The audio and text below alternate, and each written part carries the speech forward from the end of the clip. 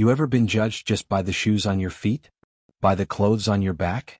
Like the second you step into a room, folks already decided who you are before you even say a word? That's what happened to Jaylen Carter the moment he walked through the glass doors of the Orion Grand, the most luxurious high-rise in the city. With scuffed-up sneakers, a plain black t-shirt, and a worn-out backpack slung over his shoulder, the front desk staff barely lifted their eyes. They didn't know who he was. But they were about to find out. Jaylen wasn't there for a tour, a temp gig, or a delivery. He wasn't some courier. He wasn't a cleaner. And he sure wasn't lost. No, Jaylen Carter had one goal: buy the Penthouse. In cash. But nobody believed him. Not at first.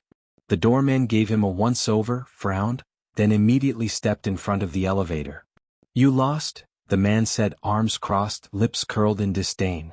Deliveries go through the side entrance. Tenants use the main lift. Jaylen raised an eyebrow. I'm not here for a delivery, he said calmly. I'm here for a showing. Penthouse 50B. The doorman blinked like he misheard. You?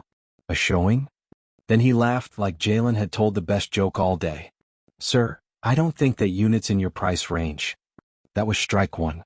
Jaylen didn't flinch. Can I speak to the listing agent, please? He asked, pulling out his phone and showing the appointment confirmation. Name's Carter. Jaylen Carter. Scheduled for 3:30. The man stared at the screen, eyebrows tightening. Then, reluctantly, he moved aside and tapped a button on the desk phone. Security will escort you upstairs, he mumbled. That was the beginning of what would become the most talked-about afternoon in the building's history. Because while they all saw a broke black man, Jaylen was carrying a certified cashier's check in his backpack. 7 figures straight cash with no loan, no mortgage, and no strings. But we're getting ahead of the story. Let's rewind a little. 2 weeks before he walked into that high-rise, Jaylen had been sitting in a noisy food court, eating a $6 burrito bowl and refreshing Zillow listings on his cracked iPad. He had money. More money than most folks would ever see. But he dressed like he didn't. Talked like he didn't. Moved like he didn't. Not because he was trying to prove anything, but because that's who he was. Grounded. Humble. Calculated. See, Jaylen grew up on the East Side. Raised by a single mom who worked 2 jobs to keep the lights on. He knew hunger. He knew struggle. And he knew how people looked at folks like him when you didn't wear a suit or drive a Benz.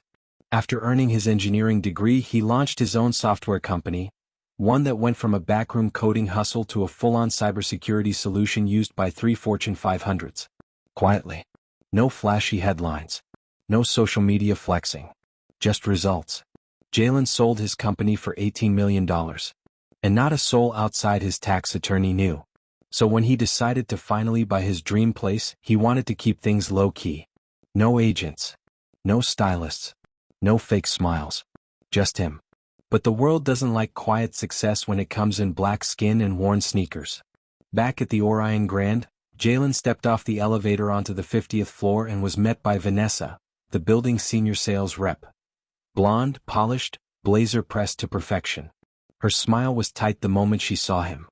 Mr. Carter? She asked, eyes flicking from his shoes to his backpack. Yes, Jaylen said, extending a hand. She hesitated for a beat before shaking it. That was strike 2. Well, she said with forced cheer. I'll show you around, but this unit starts at $8 million. Most buyers submit pre-approval before booking a tour. Jaylen said nothing. Just nodded. She sighed like she already knew he was wasting her time. The tour was cold. Robotic. Vanessa pointed at marble countertops and floor-to-ceiling windows like she was reading from a script. And this is the master bath, she said.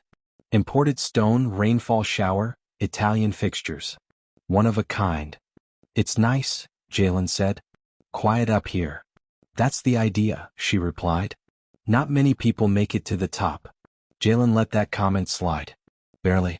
Do you get many black buyers? He asked casually. She paused. We represent all kinds of clients, she said carefully. Though this price point tends to attract a certain demographic. You mean rich people? He asked. Of course. Well, I think I qualify. Vanessa blinked. Excuse me? I said I think I qualify, he repeated, slowly pulling the envelope from his backpack. Here's a cashier's check. Full asking price. In cash. The silence hit hard. Vanessa's face flushed. Her voice cracked when she finally asked, "You're serious?" Jaylen didn't smile. "Do I look like I'm joking?" She took the check with shaking fingers. I'll need to run this through management." "Of course," he said. "Take your time. I'm not going anywhere." Word spread fast. By the time Jaylen made it back to the lobby, 3 managers were waiting, whispering behind a glass partition, staring like they'd just seen a ghost. One came out, Mark Patterson, head of luxury sales. Slick suit, fake smile. "Mr. Carter," he said, suddenly warm, "we'd like to offer you a complimentary bottle of champagne while we process everything. Please come to the executive lounge." "You didn't offer that when I came in," Jaylen said flatly. "Now I'm a priority?" Mark chuckled nervously. "Just doing our best to accommodate." Jaylen followed them to the lounge, but the damage was already done. They saw him as broke until he proved otherwise. And even then they were scrambling, not because they respected him, but because they feared the fallout. That was strike 3. But Jaylen wasn't done. Not even close. He pulled out his phone and called someone. "Hey, you still got that documentary crew available?" he said. "I want to film something tomorrow." "Here?" the voice asked. "Yeah, here. At the Orion Grand." "What's it about?" Jaylen looked around at the managers now tripping over themselves to pour him champagne. "About how the world treats you when they think you're nobody.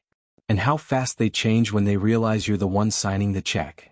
But just as the assistant manager walked over with the ownership papers, Jaylen's phone buzzed. One message. One name. Derek Simmons. The name made his smile drop. A ghost from the past. The same man who'd tried to ruin Jaylen's company. Who almost succeeded. The message was simple. "So you're buying penthouses now? Don't get comfortable. I'm back." Jaylen froze. Suddenly this wasn't just about proving people wrong. This was about surviving what was coming next. Don't forget to like, comment, and subscribe for more powerful stories that uplift Black voices and expose hidden truths.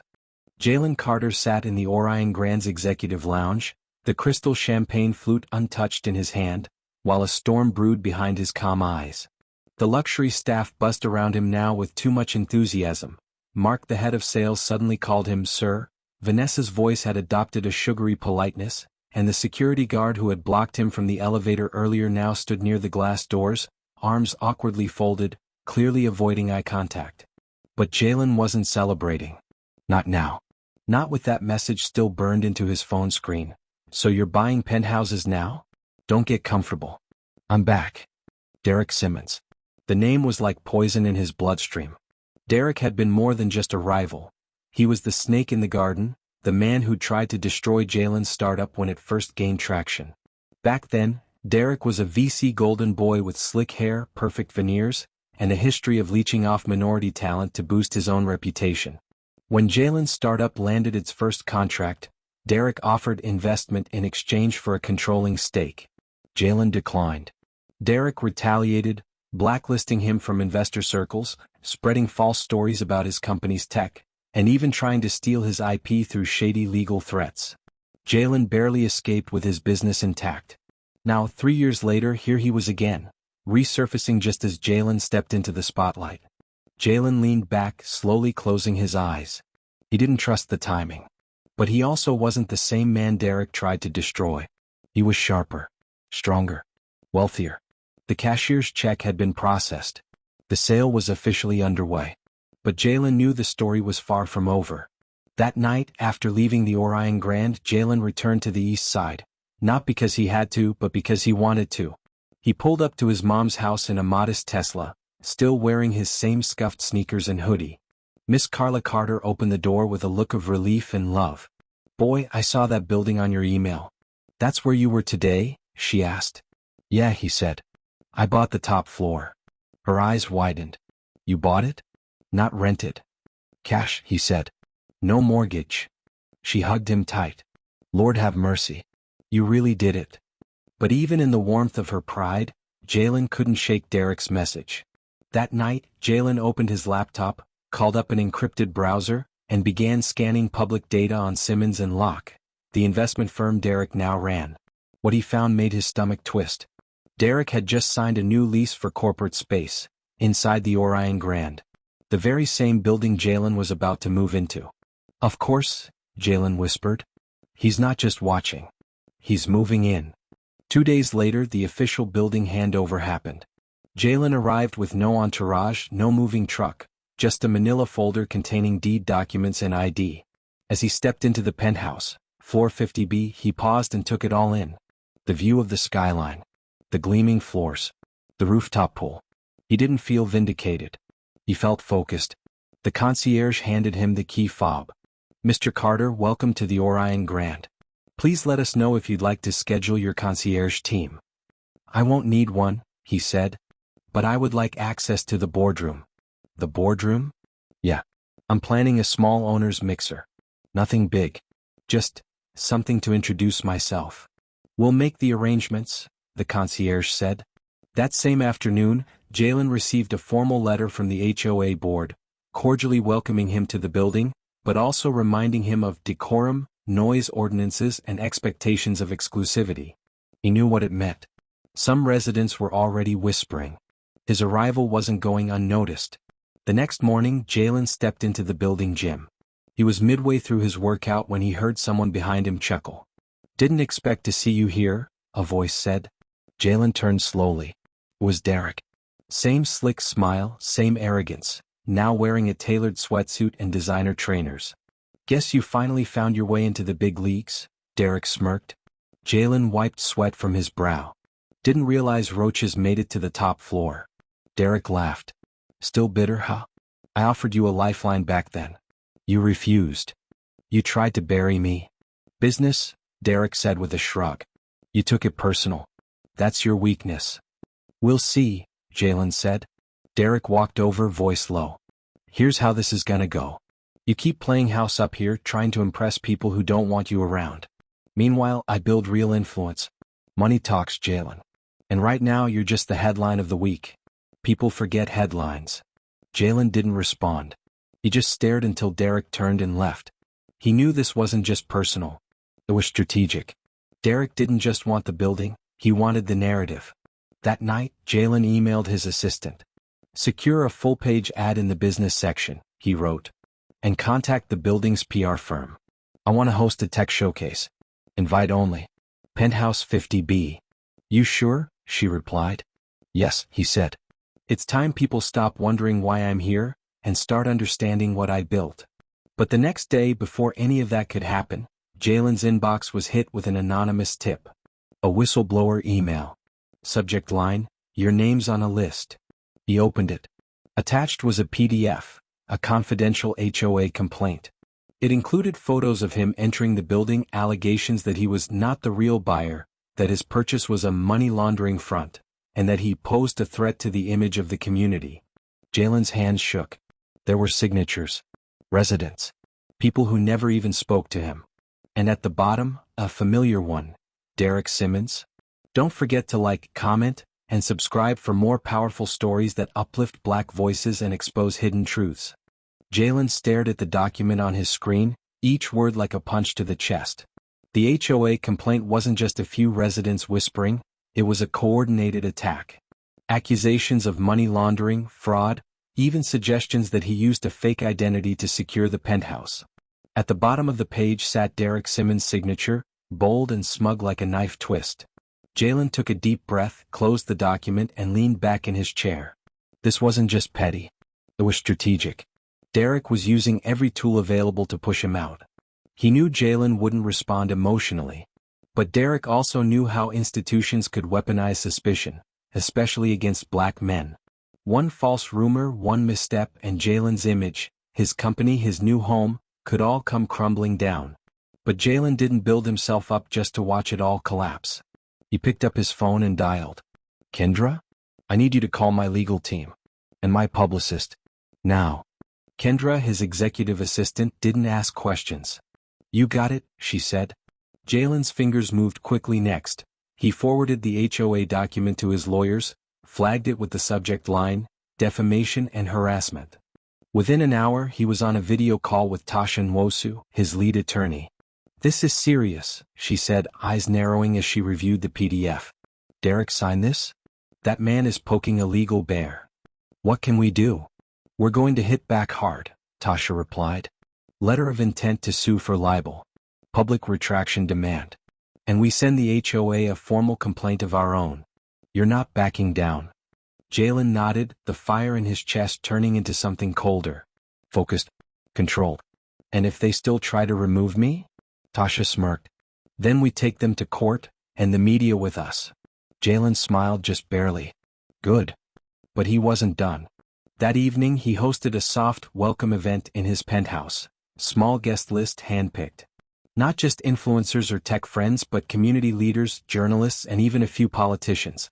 Jaylen stood in front of the panoramic skyline with a glass in his hand and said, "They thought I didn't belong here. So I decided to show them who I am." The guests applauded. Cameras flashed. It was subtle, but powerful. A message to everyone watching. The next morning, news broke online. Black tech entrepreneur buys $8 million penthouse in cash. Faces racist HOA backlash.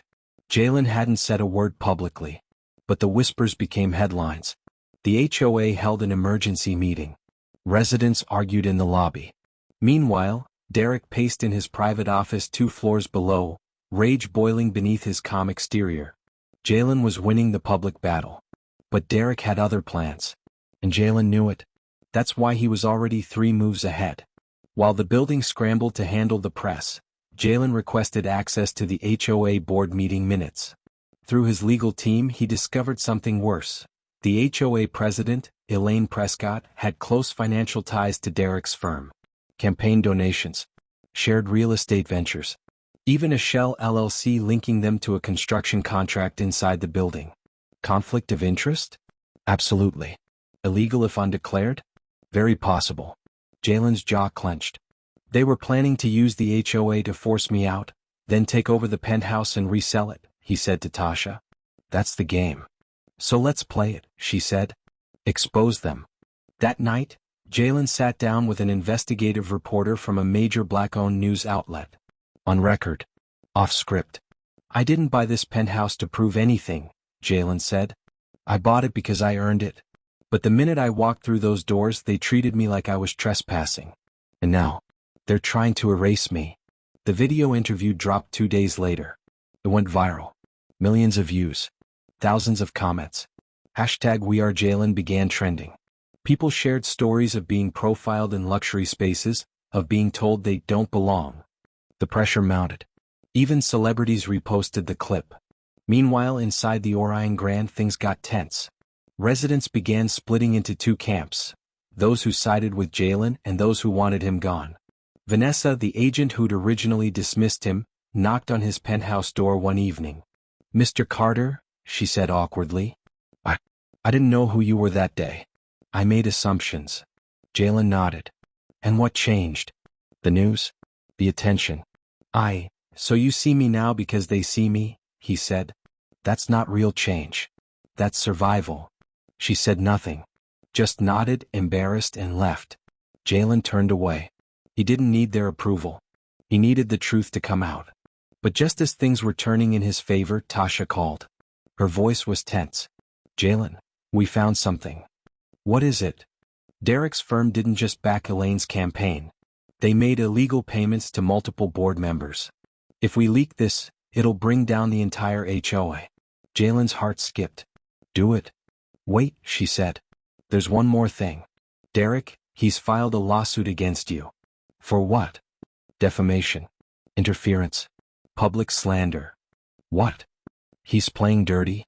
He's trying to drag you into court, bury you in litigation while he cleans up behind the scenes." Jaylen gripped his phone. "I'm not scared of court." "Good," Tasha said. "Because we're not playing defense anymore. We're going on the offensive. But there's something you need to know." "What?" "The judge assigned to this case is Judge Martin Hughes." Jaylen froze. "That's Derek's cousin." Don't forget to like, comment, and subscribe for more powerful stories that uplift Black voices and expose hidden truths. Jaylen Carter stared at the phone, his pulse pounding like a war drum. Judge Martin Hughes. Derek Simmons' cousin. The same judge now assigned to oversee Derek's lawsuit against him. It wasn't a coincidence. It was a calculated, coordinated move to flip the board, twist the narrative, and trap him in a legal web. Jaylen exhaled slowly, the city lights from his penthouse twinkling below like distant stars. He turned from the window, composed himself, and walked into the next room where Tasha waited via video call. "They want to drag me down before I can even settle in," he said. "And they're using the courts to do it. And the media's watching every step," Tasha replied. "That works in our favor. But this judge will need a strategy. Expose the connection? That's one way. But it'll get messy. We'll need proof of bias, not just bloodlines." "Get it?" Jaylen said. "Do what you have to."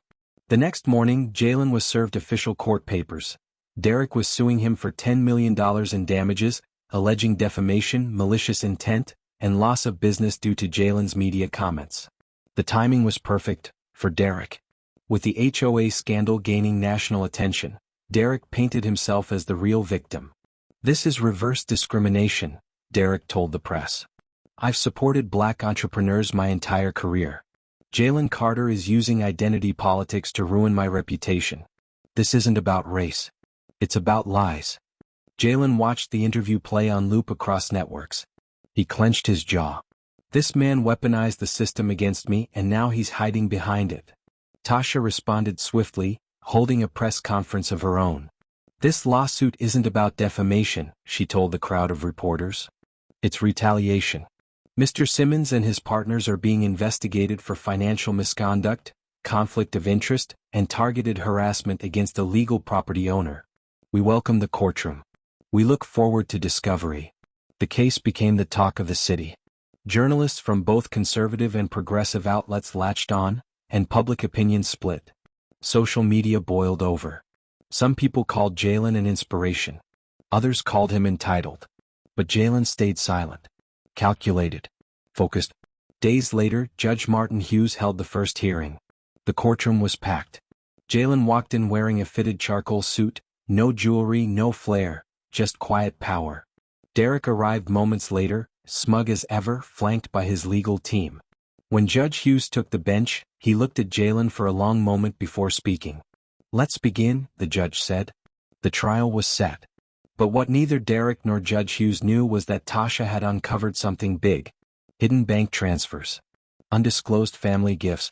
Judge Hughes had financially benefited from one of Derek's real estate partnerships years earlier, a violation of judicial ethics if it went unreported. "We bring this to the bar," Tasha said in a hushed voice. "We could have him removed from the case." Jaylen nodded. "Do it. But leak nothing yet. I want them to feel safe, confident. Then we hit them hard." Outside the courtroom, Jaylen's presence became an act of resistance. The man they once blocked at the door now had his face on magazine covers, articles titled, "The Man Who Wouldn't Back Down." But even as the world watched, the war at the Orion Grand escalated. Jaylen returned home one evening to find his key fob deactivated. Security had been given new orders, they claimed. A mistake, they said. But it wasn't. The elevators had been reprogrammed. His packages were delayed. Deliveries mysteriously rerouted. Derek was pulling strings behind the scenes, using his influence to harass him quietly, systematically. Jaylen documented every incident, every email, every slight. He wasn't just going to win the court case, he was building a larger one, a civil rights lawsuit. Harassment, housing discrimination, targeted interference.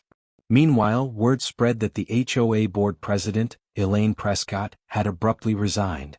Tasha smiled when she got the news. "The heat is on," she said. "One down." But Derek wasn't folding. He doubled down, filing a motion to have Jaylen's public assets frozen, claiming potential fraud. "They want to bleed me," Jaylen said. "Force me to settle." "You holding strong?" Tasha asked. "Always," Jaylen said. But that night, Jaylen returned to the penthouse and found a note slid under his door. It wasn't typed. It wasn't signed. It was handwritten, in ink that bled slightly on the thick cream paper. It read, "Walk away, Jaylen, before you lose everything. You don't know who you're fighting." Jaylen stared at it. No signature. No logo. Just threat, plain and bold. He picked up his phone and called Tasha. "It's time," he said. "Time for what?" she asked. "To burn their whole house down." The next morning, Jaylen released a video. Just him, sitting on a stool in the center of the penthouse. No music. No editing. Just truth. My name is Jaylen Carter. I bought this penthouse legally in full and with money earned through hard work, innovation, and sacrifice. But since the day I stepped foot in this building, I've been profiled, harassed, and targeted. Not because of what I've done, but because of what I look like. He paused. To the ones behind this, I'm not backing down. I'm just getting started. The video spread like wildfire. But so did the retaliation. That same night, someone tried to hack Jaylen's personal servers. Not his business ones, his private cloud. Photos, family files, financials. A full-scale digital invasion. Tasha called in a forensic team. It was professional, she said. This wasn't just petty revenge. This was strategic. Corporate level.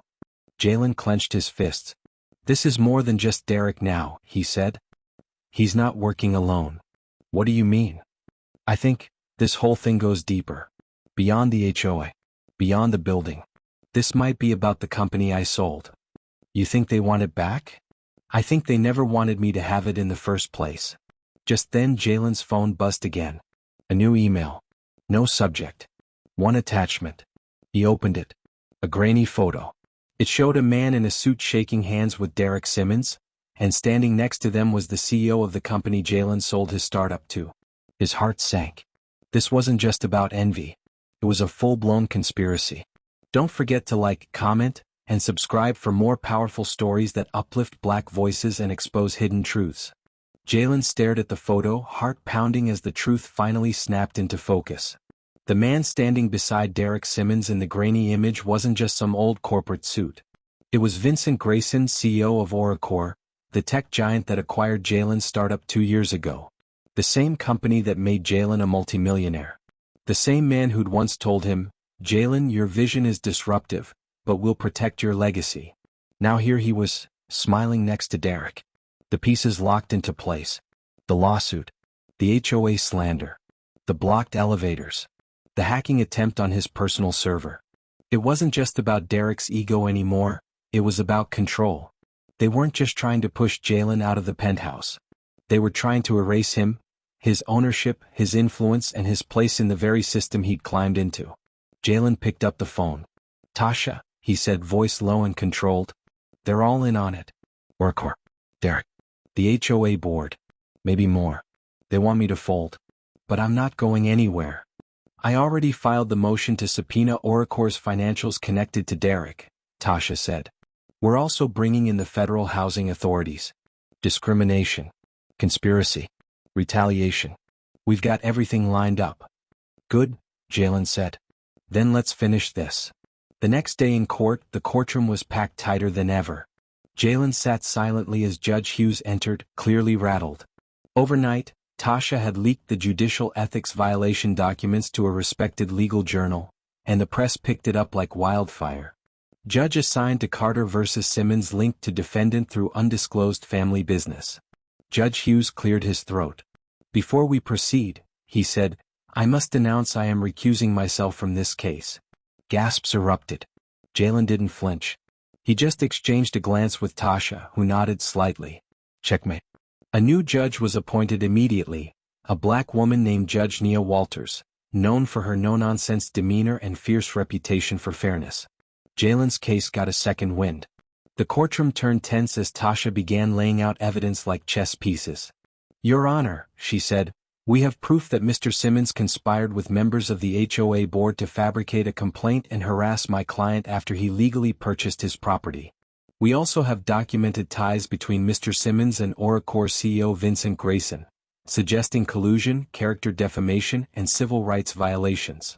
The gallery sat silent. Derek's legal team scrambled. Meanwhile, behind the scenes, Jaylen dropped the final hammer. He released the photo of Derek and Vincent to the media, along with a signed memo from Oracle's internal board questioning Jaylen's public image as a future brand ambassador. Within hours, public pressure mounted. Oracle's stock dipped. Vincent Grayson issued a generic statement.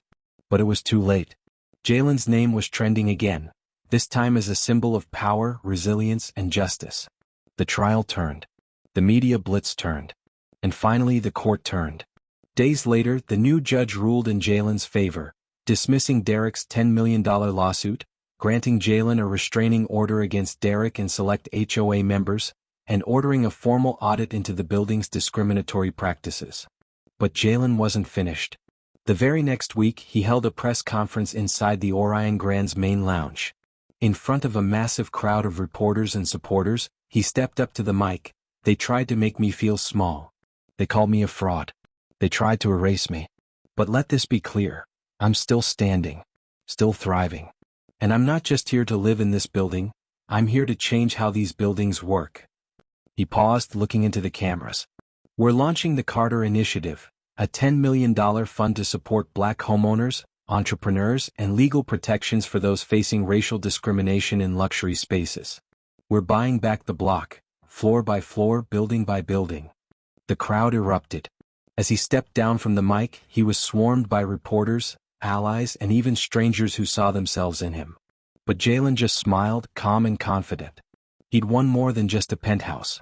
He'd won the right to belong, and made sure others could too. That evening, Jaylen stood on his balcony, champagne in hand. Not out of celebration but out of reflection. Below him, the skyline of the city shimmered. Behind him, the battle was over. And ahead? Limitless sky. But just as he lifted the glass to his lips, a knock echoed on the door. He walked over, opened it, and there stood a young black man, maybe 22, holding a briefcase and looking nervous. "Mr. Carter?" "Yeah. My name's Malik. I just interviewed with Oracor. But I saw what happened with you and I need advice. Should I take the job?" Jaylen stared at the kid. Eyes wide, hungry, just like he'd once been. He stepped aside. "Come in, Malik," he said. "Let's talk. They'll try to take your seat at the table, but when you bring your own table, they can't ignore your presence. This story is a reminder that success doesn't always guarantee acceptance, especially when you look different, think different, or come from humble beginnings. But with resilience, the truth, and a fierce refusal to back down, you don't just survive injustice. You rise above it, inspire others, and change the system from within." The end. Don't forget to like, comment, and subscribe for more powerful stories that uplift Black voices and expose hidden truths.